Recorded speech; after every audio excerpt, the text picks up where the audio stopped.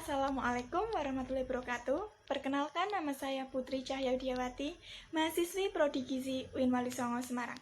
Pada video kali ini saya akan membahas terkait asuhan gizi pada penderita diabetes mellitus. Nah, sebelumnya perlu kita ketahui apa sih diabetes mellitus itu? Diabetes atau biasa disebut sebagai kencing manis adalah suatu penyakit di mana kadar glukosa atau gula sederhana di dalam darah itu tinggi karena tubuh tidak dapat melepaskan atau menggunakan insulin secara cukup. Sedangkan insulin adalah hormon yang dilepaskan oleh pankreas yang bertanggung jawab dalam mempertahankan kadar gula darah normal.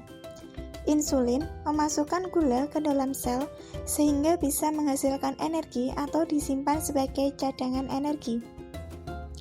Karena itu, jumlah glukosa pada tubuh sebaiknya sejak dini harus selalu dikontrol dengan cermat.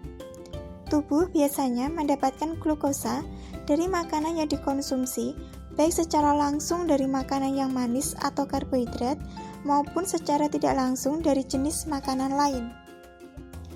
Terdapat 4 pilar diabetes mellitus, yaitu yang pertama, pengetahuan tentang diabetes mellitus, yang kedua, aktivitas fisik, yang ketiga, pengaturan pola makan, serta yang keempat adalah farmakologi pengobatan. Gejala diabetes mellitus.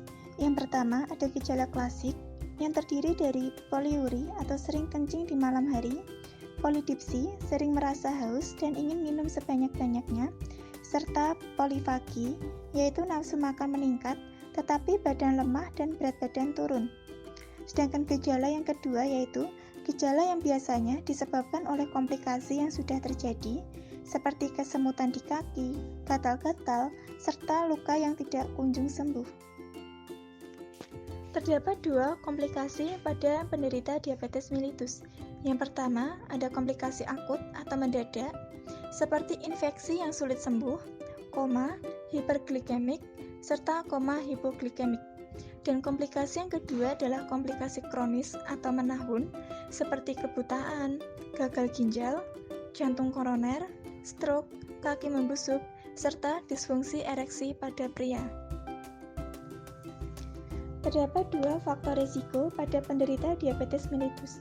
Yang pertama adalah faktor risiko yang tidak dapat diubah, yang meliputi riwayat keluarga diabetes mellitus, usia lebih dari 45 tahun, etnik, riwayat melahirkan bayi dengan berat badan lahir lebih dari 4.000 gram atau kurang dari 2.500 gram, serta riwayat pernah menderita diabetes mellitus gestasional.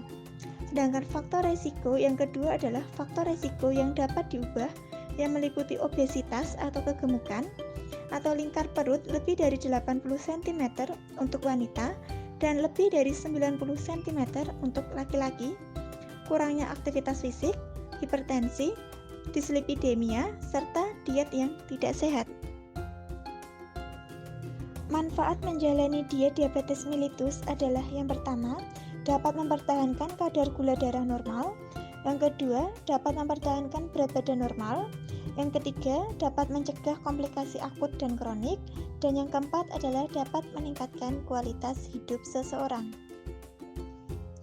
Anjuran makan pada penderita diabetes mellitus hampir sama dengan anjuran makan orang sehat, yaitu makanan dengan gizi seimbang. Bedanya, pada orang diabetes ditekankan pada perlunya makan teratur berdasarkan 3J, yaitu jadwal. Jadwal makanan yang tetap dibagi dalam 6 kali pemberian, yaitu 3 kali makanan utama dan 3 kali makanan selingan. Jumlah kalori ditentukan berdasarkan berat badan, tinggi badan, aktivitas fisik, jenis kelamin, dan umur. Jumlah kalori yang diberikan harus habis, jangan dikurangi ataupun ditambah. Sedangkan J yang ketiga adalah jenis. Pilih jenis makanan yang dianjurkan, dibatasi, dan tidak dianjurkan. Bahan makanan yang dianjurkan pada penderita diabetes mellitus yang pertama adalah sumber karbohidrat kompleks yang terdiri dari nasi, jagung, roti, ubi, singkong, kentang, dan lain-lain.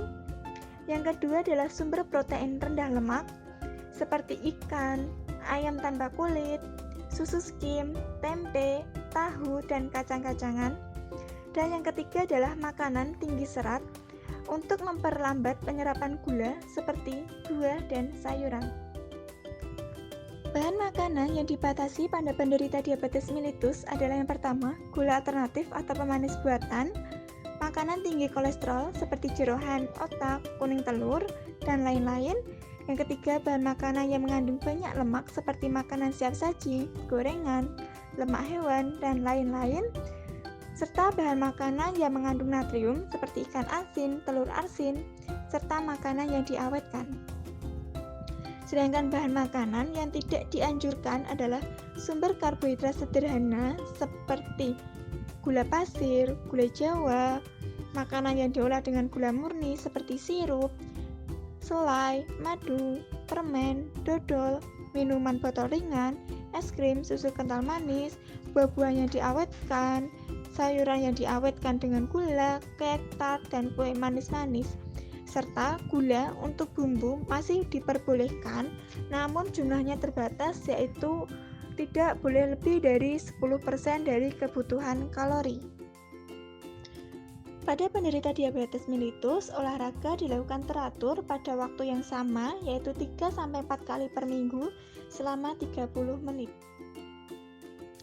Jika telah mengatur makan dan melakukan olahraga tetapi gula darah belum terkendali, perlu ditambah obat penurun gula, baik oral maupun insulin sesuai dengan anjuran dokter.